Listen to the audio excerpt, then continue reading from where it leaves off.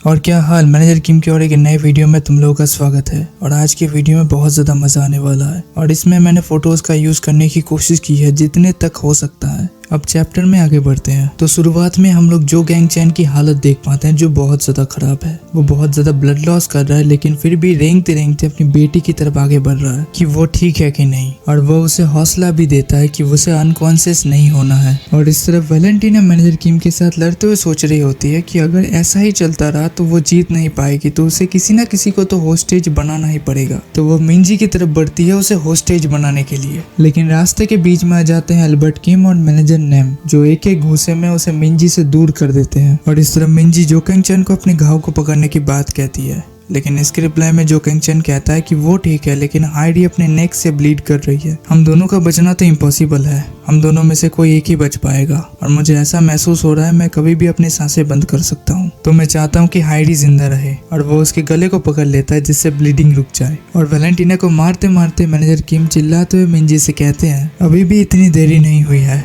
हाल मत छोड़ो, मदद पहुंच रही है। और तभी हम लोग झाड़ियों के पीछे एक नर्स और एक डॉक्टर को आते हुए देख पाते हैं, जो यहाँ पे लेट पहुंचने के लिए मिंजी से माफी मांगते हैं और कहते हैं इतना काफी होगा अगर मैं इन लोगों को बचा दूं तो। और ये डॉक्टर एरिस से हैं और इनका नाम है संतियागो इयान, मैं इन्हें यान कहूंगा। इसके बाद हमें एक छोटा सा फ्लैशबैक दिखाया जाता है कि इयान एरिस में आया कैसे। असल में इयान को एरिस में ज्वाइन करवाने वाला आदमी था जिनचियोल, और इयान को एरिस में ज्वाइन करवाने के लिए जिनचियोल 9 बार आया था और 9 बार ही इयान ने उस प्रपोजल को रिजेक्ट कर दिया था। और जिनचियोल फिर से आया है और ये मिला के 10 बार हो गया है। और इयान भी यही कहता है कि वो और कितनी बार आएगा। और इसके रिप्लाई में जिनचियोल कहता है, एक वैल्यूएबल टैलेंट को एक्वायर करने के लिए मुझे जितनी बार आना पड़े मैं आऊंगा, आखिर तक मैं हार नहीं मानूंगा। पास्ट में मैं एक वार में इन्वॉल्व हुआ था और मैंने बहुत सारे अपने कॉमरेड्स को गंवाया था और इसी वजह से मुझे एक कैपेबल डॉक्टर चाहिए, मैं और कॉमरेड्स को गंवाना नहीं चाहता। और इसके रिप्लाई में यान कहता है, मैंने तुमसे बहुत बार कहा है मैं बैटल फील्ड में और जाना नहीं चाहता, वो जगह नरक से कम नहीं है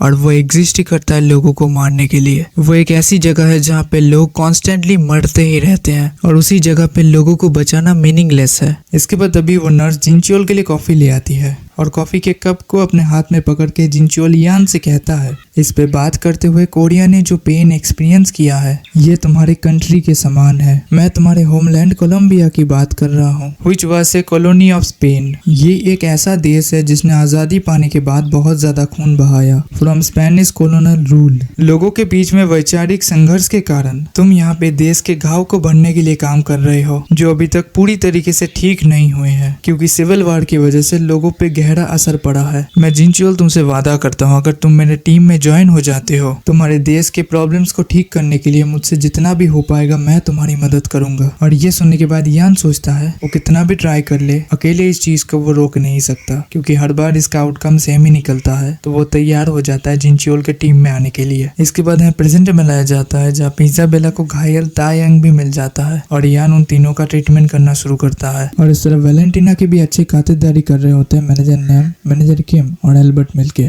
इसके बाद तो बीच में एंट्री लेती है अलेक्जेंडर अलीशिया, जो वैलेंटीना के गले को पकड़ती है उसे जमीन में गाड़ देती है। और अलीशिया को देख के वैलेंटीना हंसते हुए कहने लगती है, यू फाइनली केम, लेकिन तुम्हारी ग्रिप बहुत ज्यादा टाइट नहीं है, सोचा जाए तो मैं तुम्हारी बहन हूँ। और इसके रिप्लाई में अलीशिया कहती है, चुप करो और फोन उठाओ, वो तुमसे बात करना चाहती है। सोफिया बहुत ज्यादा गुस्सा है तुम्हारे ऊपर। और ये सुन के वैलेंटीना बहुत ज्यादा घबराने लगती है। इसके बाद तभी मैनेजर नेम कहने लगते हैं, अलेक्जेंडर सोफिया, उसी से तुम बहुत ज्यादा डरती हो और वही तुम्हें डायरेक्टली पनिश करेगी और यही तुम्हारे लिए बहुत ज्यादा टेरिफाइंग पनिशमेंट होगी। तुम्हारे लिए अच्छा होगा, तुम तैयार रहो। इसके बाद मैनेजर नेम एल्बर्ट और मैनेजर किम को अप्रिशिएट करते हैं कि उन लोगों ने बहुत अच्छा काम किया। इसके बाद तभी मैनेजर किम जो किंग चैन ने जो उसके लिए किया उसके बारे में सोचने लगता है। इसके बाद तभी मैनेजर नेम मैनेजर किम से पूछते हैं कि इस मिशन के दौरान तुम्हें कहीं पे चोट तो नहीं लगी। इसके रिप्लाई मैनेजर किम पूछते हैं, इस फैमिली के बारे में तुम मेरे से ज्यादा जानते हो, तुम क्या सोचते हो मिंजी की जो दोस्त है वो इस वाले इंसिडेंट के बाद बदल जाएगी। इसके रिप्लाई मैनेजर नेम कहते हैं, मुझे नहीं लगता, अगर पास्ट में देखा जाए तो बॉस हमेशा से सिंसियर थे जब भी फैमिली की बात आती थी और ये जेन्युइन फीलिंग अभी तक उसके पास नहीं है। इसके बाद वह मिंजी रोते हुए आती है और अपने पापा को गले लगा लेती है और कहती है, डैड सब लोग बच चुके हैं। इसके बाद वह मैनेजर किम जो किंग चैन को देखते हुए सोचने लगता है, मैं उससे कुछ अलग नहीं हूँ, आखिर में उसने जो भी किया अपने फैमिली को प्रोटेक्ट करने के लिए किया और मुझे अपनी जिंदगी का जवाब क्लियर है, वो है अपने फैमिली को प्रोटेक्ट करना।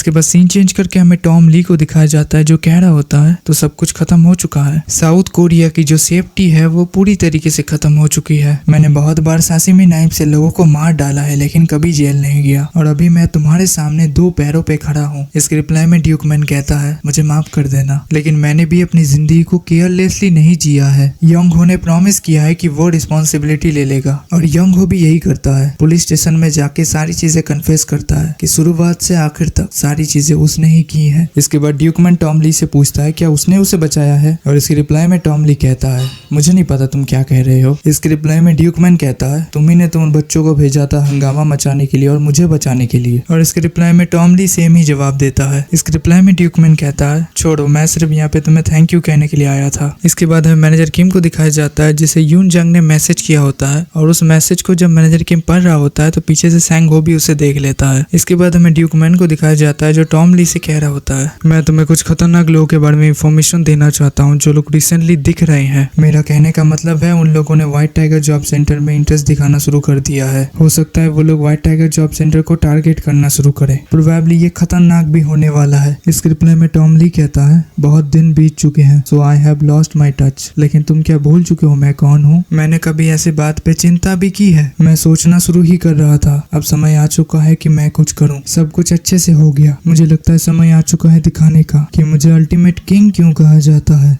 और आज के लिए इतने तक ही रखते हैं। अगर तुम लोगों ने सब्सक्राइब नहीं किया है तो कर लो, लाइक जरूर कर देना। और तुम्हारे पास यहाँ पे ऊपर में एक वीडियो आ रहा होगा, अगर तुम लोगों ने नहीं देखा तो देख लो, जाओ वहीं पे मैं तुम्हें मिलूंगा।